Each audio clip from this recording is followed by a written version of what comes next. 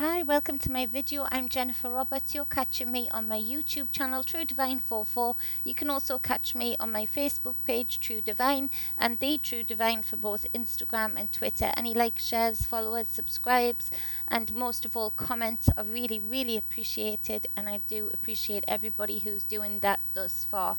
I put out as much free content as I can, mainly via tarot. I've been doing the daily energy reads, and this is what that is.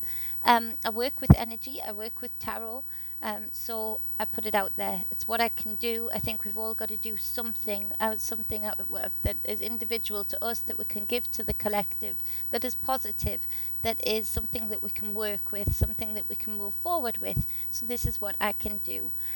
So this is for June the 23rd, and it is for it is the 23rd, isn't it? Yes, 23rd of June 2020. So the first card is the Three of Swords. So what we're dealing with here is there's lots of wounds being exposed right now, isn't there? There's so much going on, so many truths coming out that are harsh to take on the collective stage. Things that we never imagined we would hear of our leaders doing, of our religious institutions doing, and all of the systems and constructs that have been built and sold to us with lies. A lot of it is falling apart. There's a lot of towers falling, and so that can cause deep sorrow, because a lot of people have bought into that system greatly, and a lot of people are falling for the psyops that are going on right now for division. Divide the people, divide their views, divide everything, and make sure they're doing it backed upon an outside source, something outside of self. It would be also simple if we could just be spiritual beings having a physical experience without these man-made constructs that cause division and diversion from our truths. So when we're coming back from that, when we are at a time of change, when the planets are literally supporting us to see the truth, there will be deep wounds. There will be things that are exposed within ourselves that we ask ourselves, why did we buy into that? How could we buy into that? Why didn't we realize? Did we realize and try and bury it? Did we really know deep down? And that filters down into our relationships, every kind of relationship with self, relationship with others, relationship with lovers, relationship with friends, all relationships. So the Three of Swords speaks to deep sorrow, it speaks to wounds, it speaks to heartache, and the heart does physically cause it sends signals to the brain to cause physical pain, to cause that heartache, that heart swelling, that when your lover, your loved one, or your friend that you trusted does something that in your perception is wrong or doesn't represent what you perceived them to be or what they sold to be to you, that heart can physically swell, expand, and ache just like it does during a heart attack. And so the things are real, the feelings are real. Underneath that is the psychological attachment that we have to whatever perception is being, whatever perceptive bubble is being burst, so to speak, in our individual lives.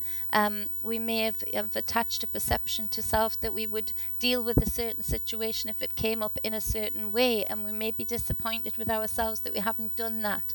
This is so expansive because there are so many things being exposed right now within ourselves and on the collective stage that I could pick out 1,000 different ways that the heart may be aching right now, or you may be witnessing loved ones around you that where their heart is aching, where their heart is physically swelling and hurting, and it's real. Although this is mental, the swords, the Three of Swords, this is mental torture, this is hurting. Now, where can you go with this? You can take this to a deeper understanding. During heartache, when I say go hard in the pain, I mean it. Dig deep into that pain. Dig deep into the knowledge that that pain is giving you. Where you're lacking, where you haven't been able to support self, with it, where you have relied on anything outside of self to fulfill a certain perception of something, and it has disappointed you. How can you have that within you? And it's okay to feel this pain.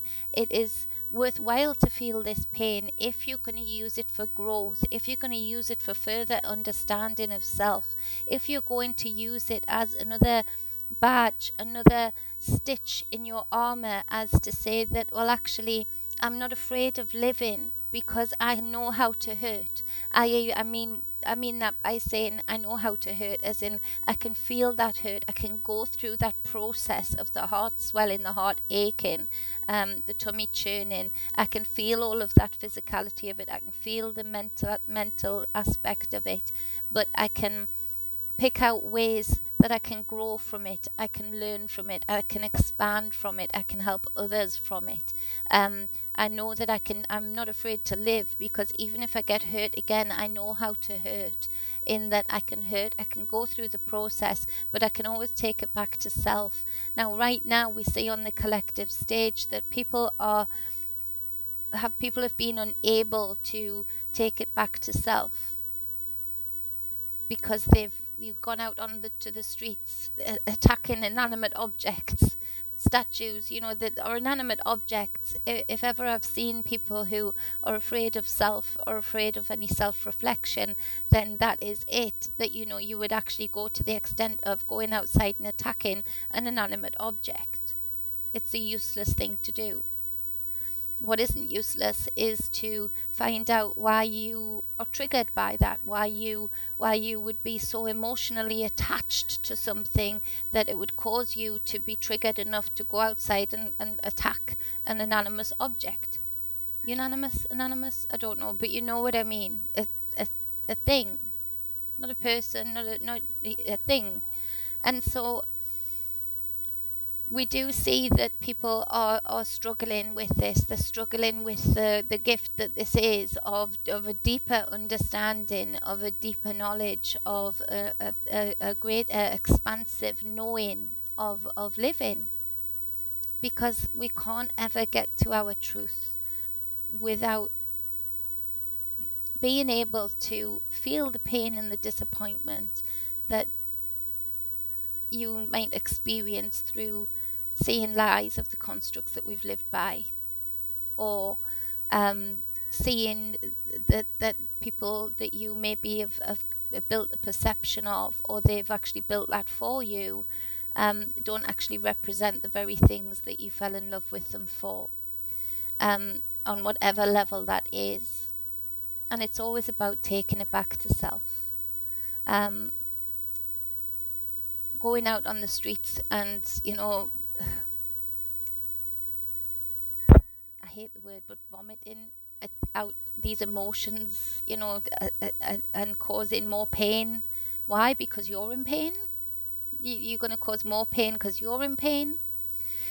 A lot of this has been centered around as well. There's been a lot of relationship breakups over this time because of the outside forces causing, this lockdown, causing people to be stuck and maybe reflecting to realize that they don't belong where they are, and things erupting. So there's been a lot of relationship breakups and breakdowns during this time, and again, it's about knowing how to heartache properly, knowing how to go through a broken heart properly, and figuring out that yes, it's okay to feel that pain, to go within it, to source out where you are lacking, where you have placed dependency on other people. Is it the perception that they built up for you, or that you built up for them of them? Is it disappointment in certain situations that they're not there to look after you, defend you? So then you would take it back to say, well, actually, I need to learn how to defend myself.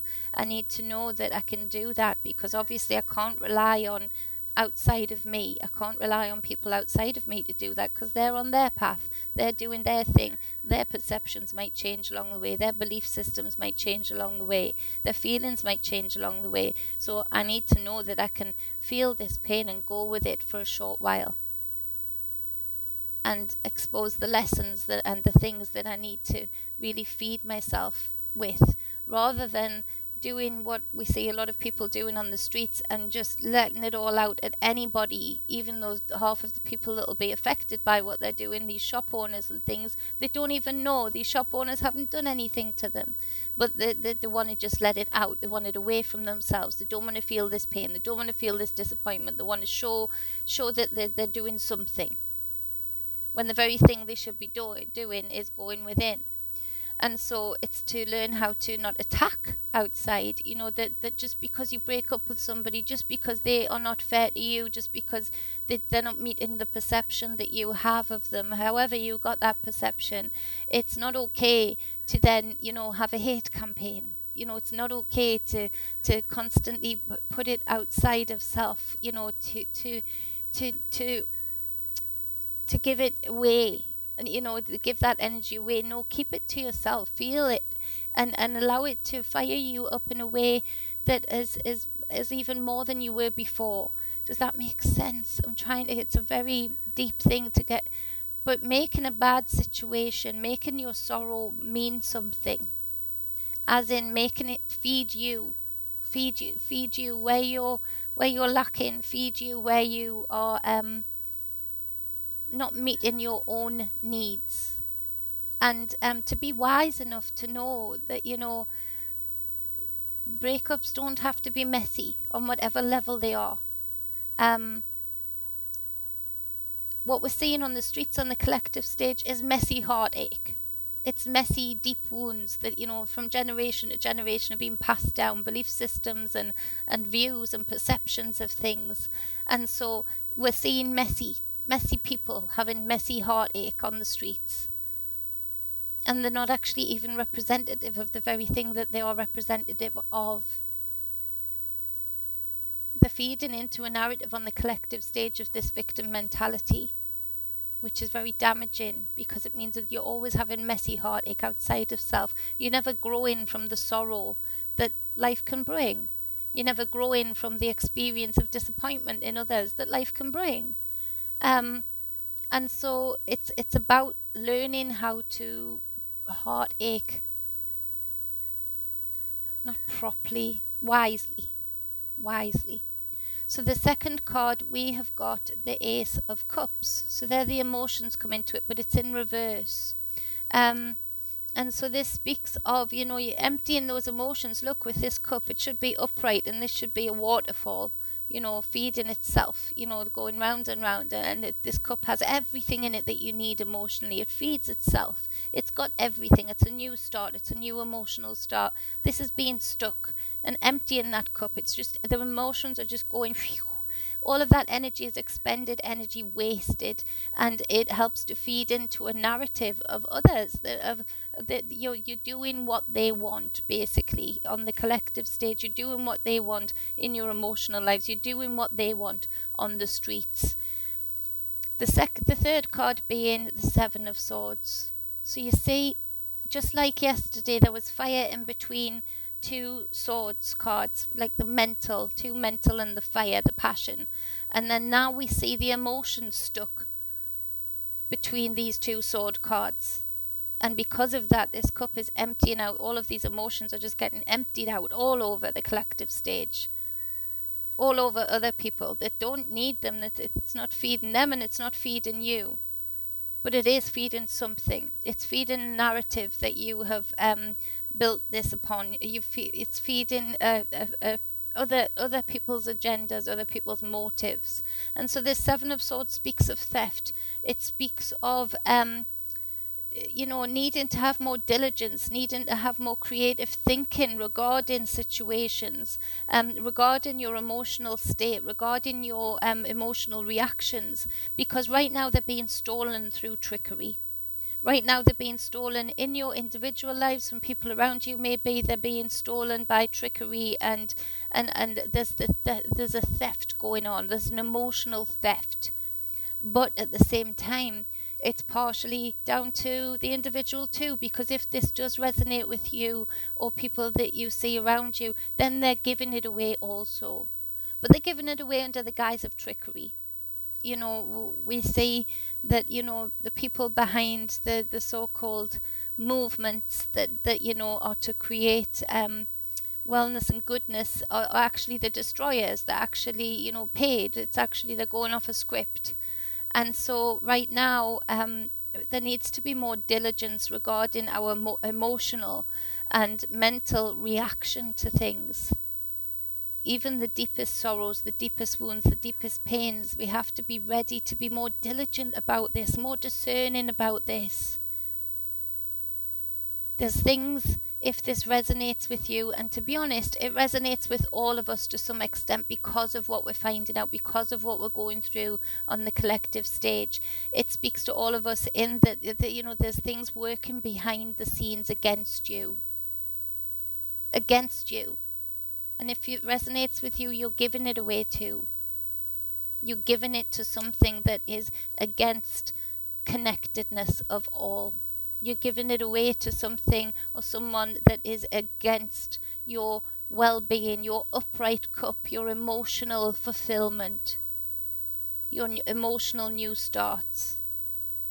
And this is always done. This is so interesting that this is this, that yesterday was the same and today is the same, in that the book ended by the two swords cards, the mental. This is how things have gone on the way they've gone on for so long, because there are things, constructs, and people that are well versed now in how to hook into, how to create your thinking for their benefit, how to create your thought patterns and your reactions through that for their benefit. The hooks that they use to cause this sorrow, to cause this theft, that takes away your emotional balance. It takes away your emotional wholeness and wellness. On the bottom of the deck, of course, is the moon. The hidden agendas. Be very careful what you put your sorrow behind and your emotional reaction behind. Be very careful about where you have your thoughts and how quickly you empty your emotions out without thinking. Because there's hidden agendas. There's the moonlight is only partially lighting the way. It's only partially showing you the way. And these hidden agendas are coming to the forefront and causing people to react. Do not be reactionary at this time. Be diligent. Be discerning in your thought pattern and therefore in your heart. Right now, the circuit board is between your heart and your thoughts, your heart and your thoughts. And so yesterday it was between your heart and your passions, your mind, your heart and your passions. And now we've got your heart and your thoughts.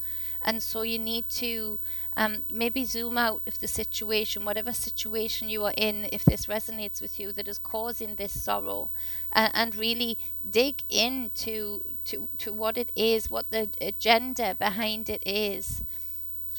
That actually there was always something behind it for somebody else's gain. And you're feeding them it. If this resonates with you or people that you know, they're feeding them it, they're giving it away.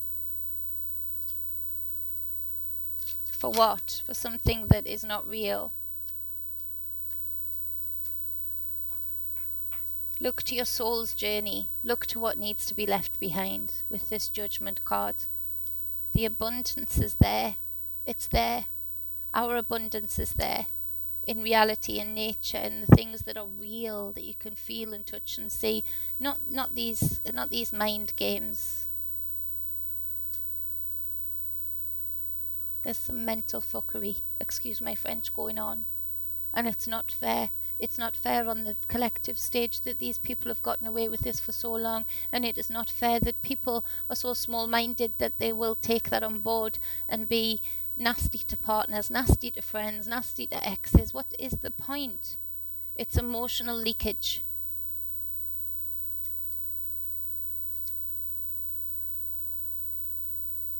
I'm going to clarify this moon card and then let it go.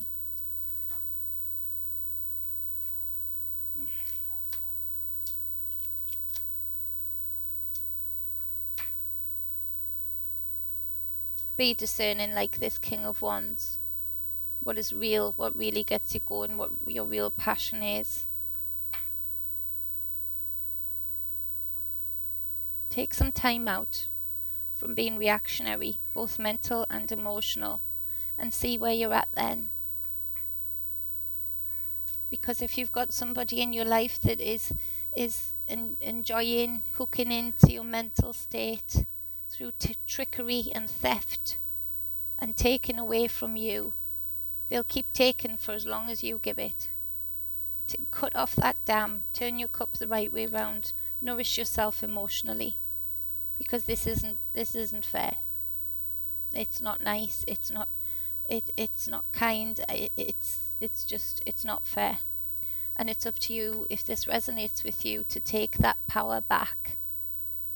Go within self, see where you're lacking, and turn that cup the right way up and feed yourself.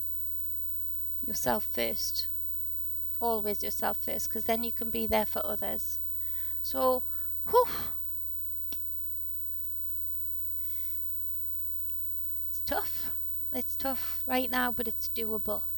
It's doable. Shed that 3D stuff. Look above the situation. You are an expansive soul, and you can make this journey no matter what circumstance you're in, no matter what circumstances you've been in, no matter what circumstances you find yourself in the future. You can make them work for you by seeing this for what it is, a soul's journey. You're an expansive, enormous soul. Sorry, that's my boy. He is playing. He's a Sagittarius, so he's loud. But you can do this, and you can lift yourself out of any situation and take something positive from it. Much love. Be balanced. Be whole. Be whole.